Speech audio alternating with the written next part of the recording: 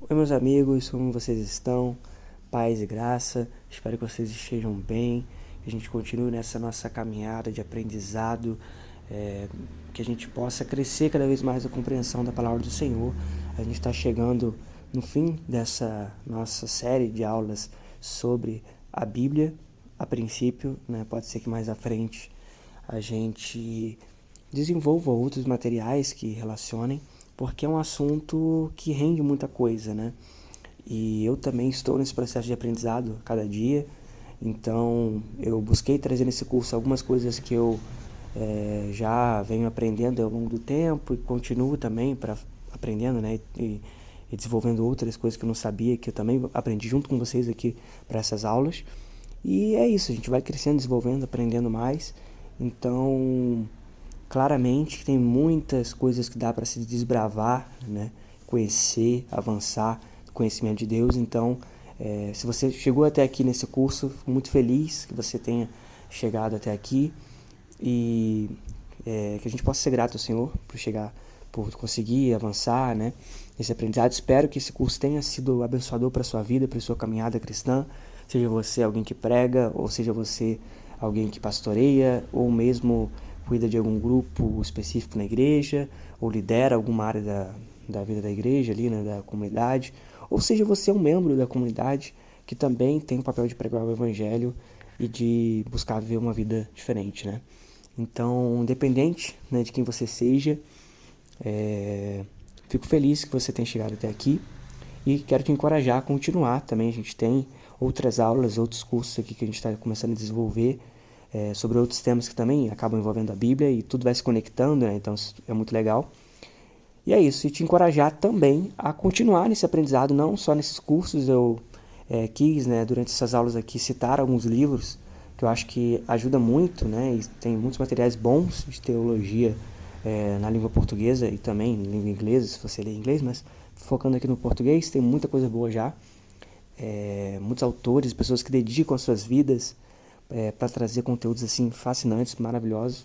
Então, novamente, eu te encorajo, se você quer aperfeiçoar ainda mais seu conhecimento da palavra, a buscar, né, esses conteúdos. Então, a gente tem introduções também sobre a Bíblia, sobre vários pontos relacionados à Bíblia. Então, se você tem algumas dúvidas, algumas áreas que você deseja aperfeiçoar ainda mais, né, e avançar aí no conhecimento, depois você pode também mandar aqui nos comentários, que eu posso também trazer algumas indicações para você, para livros ou aulas e outras coisas que possam te ajudar a sanar talvez algumas dúvidas que esse curso tenha gerado, né? Porque talvez o processo de aprendizado ele é assim, né? Então muitas vezes você aprende coisas novas e com isso vem outras perguntas, vem outras dúvidas. Então talvez eu possa ter te respondido algumas dúvidas que você já tinha ou coisas que você nunca parou para pensar nessa caminhada. E é provável também que esse curso, assim espero em alguma medida, tenha lhe causado novas perguntas, novas dúvidas, né? Novos questionamentos. Não sei se eu tenho a capacidade de responder a todos eles, mas graças a Deus, né, tem muitas pessoas aí que têm muito tempo de caminhada aí, de estudo e capacidade para trazer certas respostas que talvez eu não possa trazer. Então é isso, o convite que eu fico para você também, interagir, deixar seus comentários aqui, sobre suas dúvidas, suas questões, seus feedbacks, o que você tem sentido, o teu testemunho sobre esse curso. Isso ajuda muito também para encorajar a continuar nesse projeto. Nessa aula a gente não vai ficar só nesses agradecimentos e encorajamento. Eu gostaria de trazer também, a gente está trazendo esse resumo do Novo Testamento e na última aula a gente focou um pouco mais nesse aspecto histórico do Antigo Testamento, né, de falar o que estava acontecendo naquele período histórico antes da vinda de Cristo, e claramente isso vai impactar ali o que vai acontecer no que a gente vai ver, né, nos relatos do Novo Testamento. Então nessa aula aqui a gente vai falar um pouquinho sobre algumas questões mais relacionadas ao texto em si. Se na outra aula a gente falou mais sobre o aspecto histórico, que é muito importante para a gente entender o texto, hoje a gente vai focar um pouquinho mais em curiosidades, em questões relacionadas ao texto do Novo Testamento. Então vamos lá, para a gente entender melhor como funciona toda essa questão e ter uma perspectiva boa na hora que a gente for ler o Novo Testamento. Estou confundindo aqui, mas vamos lá. O Novo Testamento ele foi escrito em grego, o grego koiné, que era a língua comum do mundo helenístico. Então, você deve lembrar também na última aula, como eu falei, os gregos eles dominaram aquele período consideravelmente, né, e influenciaram muita cultura, ao ponto de a língua deles se tornar quase uma língua universal naquela época, falada ali, né, vários lugares ali. Então, muito parecido com o que é o inglês hoje em alguns lugares, né, que é também uma língua que é muito falada no mundo inteiro, não só nos Estados Unidos. O grego tinha esse lugar assim, né. Então, a Bíblia ela foi escrita, no caso o Novo Testamento, em grego. Vamos lá, os principais gêneros literários, né, que a gente encontra no Novo Testamento. Isso aqui já, né, foi falado numa outra aula, acho que numa das primeiras aulas a gente falou um pouco sobre esses gêneros literários, mas vale reforçar aqui, né? A gente tem os evangelhos, que são os textos biográficos, teológicos, narrativas sobre Jesus. Então, são textos que visam ali, né, que contam a história de Jesus ali e a obra, né, a vida e obra de Jesus, com diferentes perspectivas sobre esse acontecimento. Então a gente tem 4 evangelhos, né? E por que 4 evangelhos, né, contando a mesma história de uma mesma pessoa? Porque cada um acaba focando em contar uma parte dessa história. Isso é muito legal, isso nos ensina algo muito interessante, né? Que eu acho que eu já falei aqui, se eu não falei, vale ressaltar. É muito interessante como que cada um, e pra gente, o estudo da teologia, o estudo da palavra de Deus, ele é muito importante que a gente busque fazer isso também em comunidade, com a igreja local. Por quê? Porque tem algumas coisas que só você talvez vai conseguir perceber, que eu não vou conseguir perceber, porque certas vivências suas te ajudam a enxergar certas coisas que talvez eu não enxergo, ou que eu não enxergaria se eu não tivesse um contato com você. Então essa conversa, essa coisa é muito importante, porque a gente, mesmo quando a gente está vendo a mesma coisa, a gente não está vendo da mesma forma, porque cada um tem um olhar único, né? Assim, eu estava até refletindo isso aqui esses dias, assim, tipo assim, ninguém viu o mundo como eu vi, com os meus olhos, porque é único. Entende? E vice-versa, vale para vocês também. Ninguém viu esse mundo como vocês viram. É única a visão de vocês. Então a expressão que vocês têm sobre essa realidade também acaba sendo... Sempre tem um teor único ali. Mesmo pessoas que viveram ou que vivem no quase mesmo contexto, vão ter perspectivas diferentes. Então a gente tem 4 livros falando sobre os mesmos acontecimentos, de certa forma, né? Sobre a mesma pessoa, que é Jesus, mas de formas diferentes, porque cada um pode ter percebido uma coisa que o outro não notou tão bem. Cada um tinha uma bagagem diferente de vida. Mesmo que com algumas questões semelhantes, por estarem no mesmo período histórico, por terem talvez classes ou condições sociais parecidas, alguns deles, outros nem tanto, né? Lucas, por exemplo, era um médico, então espera-se que tinha um tipo de condição financeira um pouco superior a um pescador, por exemplo. Então cada um traz um traço, né, diferente, que nos ajuda a enxergar melhor essa completude de quem é Cristo. Então é isso, né? Por vezes a gente fica discutindo, né, quem tem razão sobre algumas coisas, tipo, não, eu acho que é isso, eu acho que é aquilo. Por vezes não é um ou outro, os dois se completam. Então é meio que isso, assim, a gente tem 4 relatos que se completam, que trazem todo um olhar, assim, muito importante.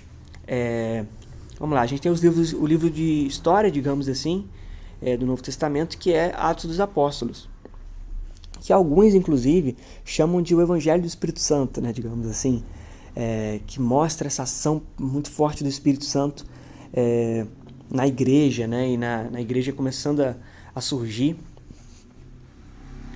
Dando sequência, a gente tem as cartas, ou epístolas, né, a gente também, por vezes, chama por esse nome, que são relatos. No caso, as cartas, elas são instruções, geralmente, doutrinárias e pastorais. Depois a gente vai falar um pouquinho mais sobre essas questões das cartas.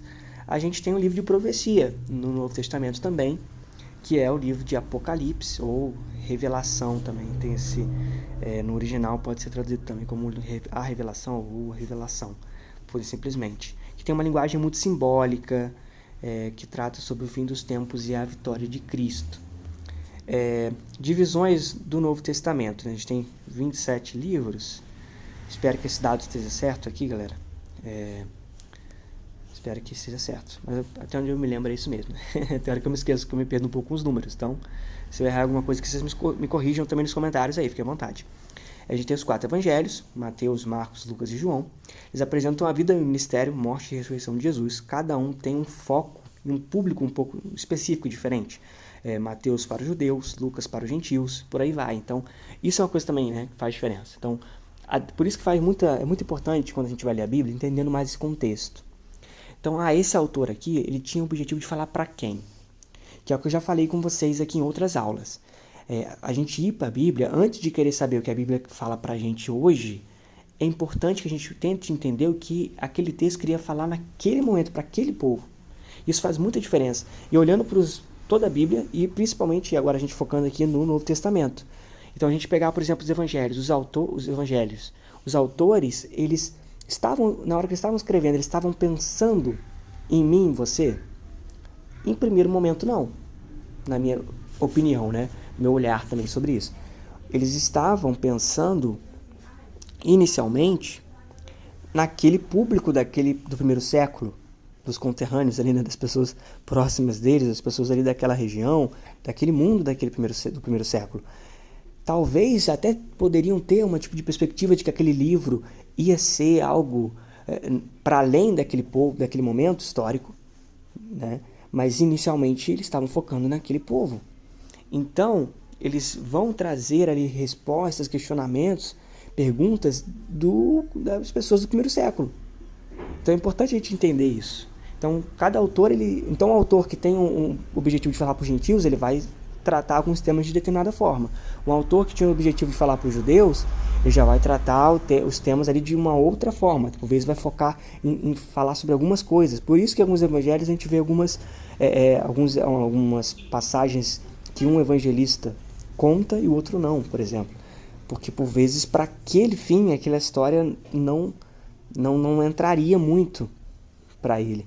E o outro já entendeu, não, para mim, para o que eu quero mostrar sobre a história de Jesus, que faz todo sentido. Então a gente tem essas questões. Tem os evangelhos sinóticos, né, que são esses evangelhos Mateus, Marcos, Lucas, são mais próximos entre si, né, mais parecidos assim os relatos. João vai um pouco diferente. João tem muito o objetivo de falar sobre Cristo, de Jesus como esse Cristo, como Deus, de trazer, né, já do início a gente já vê isso, no primeiro relato ali, né, no princípio era o verbo estava com Deus. Então João ele traz muito esse aspecto de mostrar Jesus como esse Deus, não que os outros não façam, mas entende? Tem algumas diferenças de linguagem, é legal a gente pensar sobre isso. E quando vocês tiverem dúvidas, coisas assim, por vezes numa Bíblia de estudo, comentários bíblicos, você tem uma areazinha no início onde você tem falando um pouco sobre o autor e sobre o público que o autor buscava atingir. Isso vai fazer diferença para você pensar também por que ele usa determinada linguagem, determinado exemplo e por aí vai. Vamos lá. A gente tem o livro histórico de Atos, que registra a ascensão de Jesus, o Pentecostes, a expansão da igreja e as missões de Paulo, né, e de Pedro. As epístolas paulinas, 13 cartas, espero que esse dado esteja certo também aqui, foram escritas por Paulo, né, para as igrejas e indivíduos, exemplo, Romanos, Coríntios, Timóteo, por aí vai, né? Então, a gente tem cartas tanto focadas para igrejas de determinadas regiões, e como a carta, por exemplo, de Timóteo, né, tinha um endereçamento para uma pessoa, que era o Timóteo. E o que acontece, né? A maioria dessas cartas eram para resolver problemas que aconteciam na igreja.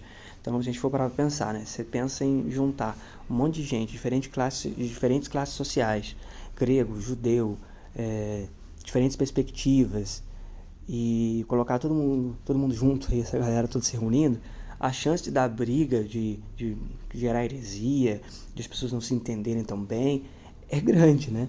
E isso acontecia. Então, assim, a igreja inicialmente já lidava com os percalços, né? Que a gente inclusive hoje vê também. Então, as cartas em geral têm muito esse objetivo de resolver esses problemas, esses conflitos que estavam acontecendo nessas igrejas. Então, quando a gente começa a entender melhor o contexto do que estava acontecendo, a gente começa a ter um clarear melhor do que o texto quer dizer. Quando a gente entende, por exemplo, qual é o contexto da igreja de Corinto e os problemas que a igreja de Corinto estava passando, a gente entende melhor, alguns textos clareiam mais. O texto, por exemplo, sobre a ceia, quando Paulo vai trazer esse texto e falar sobre essa coisa do, por exemplo, do discernir o corpo, etc. O que seria isso? E a gente olha para o contexto de Coríntios, eles estavam indo para a ceia, e aí você tinha os ricos que comiam exageradamente, os pobres que por vezes não conseguiam comer, quando chegavam já não tinha mais comida, e aí uns comiam muito e se embebedavam com a ceia, outros não comiam nada. E aí, o que Paulo está trazendo nesse aspecto, vocês não estão discernindo o corpo, porque o que a gente está celebrando na ceia é exatamente a união de todos nós em Cristo. E o que vocês estão fazendo com esse símbolo que deveria ser de união é mostrar que vocês não vivem, vocês não são unidos, vocês não estão pensando uns nos outros, e por aí vai. Então, quando a gente entende o contexto das cartas, né, das igrejas, etc., a gente começa a ter um entendimento melhor também do que os autores estavam querendo dizer e o que os autores estavam querendo ensinar sobre as questões específicas. Então é isso, vamos lá. Epístolas gerais, a gente tem 8 cartas, se não me engano, que são escritas por outros apóstolos: Pedro, Tiago, João, Judas, Hebreus. A carta de Hebreus é uma que a gente não sabe quem é o autor definitivamente, de forma... alguns vão argumentar que é Paulo, outros vão colocar outros autores como possíveis autores, mas é uma discussão aí que ainda acontece sobre qual é o autor, mas é um livro que foi considerado parte do cânon, né, parte do que a gente entende como palavra de Deus, porque segue, né, ele não tem nada assim que saia do fluxo, do ensino dos apóstolos, então a gente entende como um texto abençoador para nossas vidas e que faz parte do que é inspirado pelo Senhor. A gente tem o livro de Apocalipse, que é o livro profético, né, do Novo Testamento, que é essa visão dada a João, quando ele está preso na ilha de Patmos, e é cheio de simbolismo, de visões e linguagens proféticas. E aí entra um ponto que eu queria também destacar aqui. Eu acredito, na minha perspectiva, que o livro de Apocalipse talvez seja um dos livros mais difíceis de se ler do Novo Testamento, talvez até, quem sabe, da Bíblia.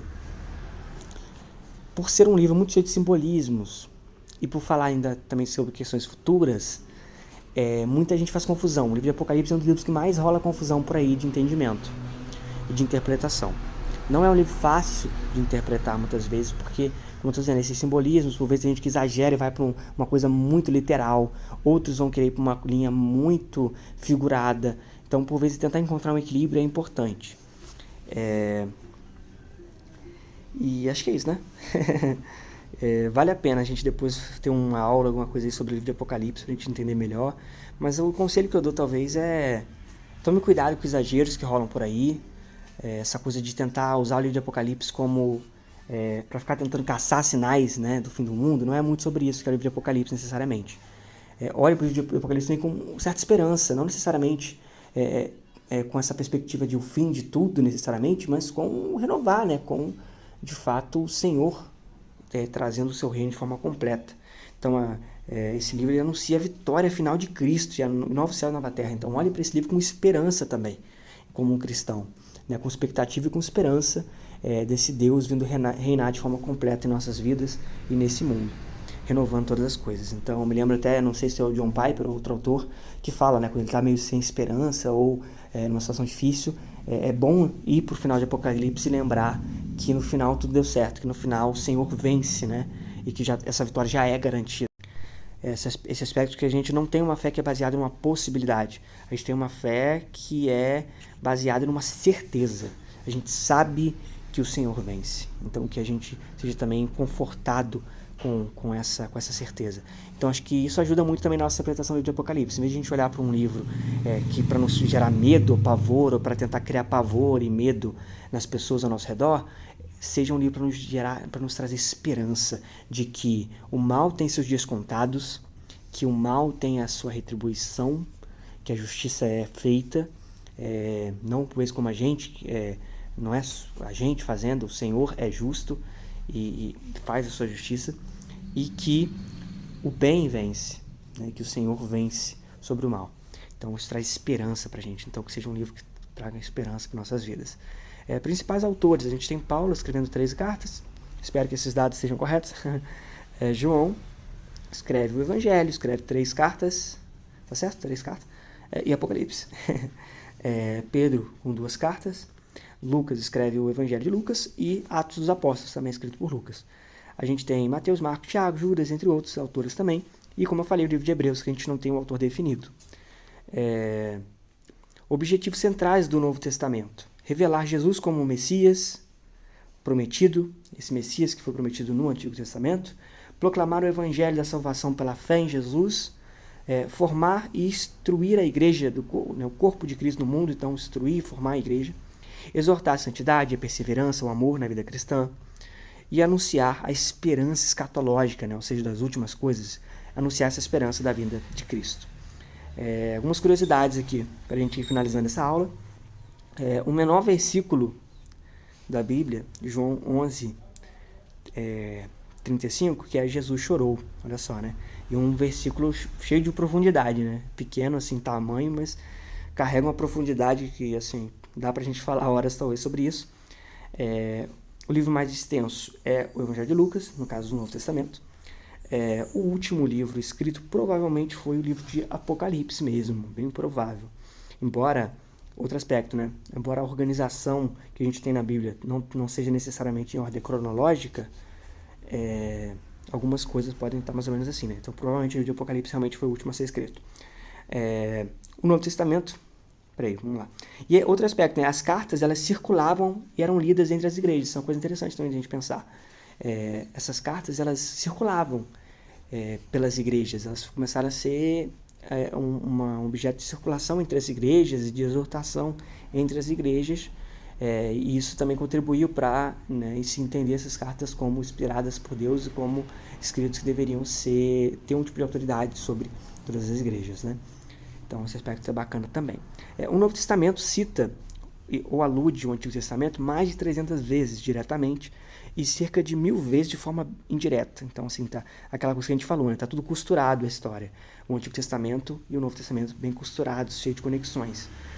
O Novo Testamento é o cumprimento das promessas do Antigo Testamento. Jesus é o Messias esperado, o novo Adão, o Cordeiro de Deus, o Rei prometido, o templo, o mediador da nova aliança. Então é isso, coisas até que já aludem o que a gente já vem refletindo nas outras aulas sobre essa conexão, que é muito importante, e esse conselho, né? Leia entendendo, o Antigo Testamento entendendo o Novo e vice-versa.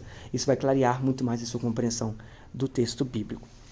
Que a gente possa tratar a Bíblia com cuidado, com zelo, com amor, porque é um livro que é cheio de muita profundidade, muitas camadas, e que é uma coisa maravilhosa, realmente, assim, de um valor inestimável. Então é importante que a gente tenha todo esse amor, esse cuidado. Meus amigos, muito obrigado. A gente vai ficando por aqui, como eu falei, nessa série sobre a Bíblia. Provavelmente a gente pode até ter outros momentos para refletir sobre isso. Deixe aqui suas sugestões, o que você achou. E como eu falei no início, eu te encorajo a assistir as outras aulas, outros cursos, outras coisas que a gente vai produzir por aqui, e que a gente continue junto, pensando, refletindo. A nossa fé, como eu falei em outros momentos, é uma fé que nos encoraja a pensar, a refletir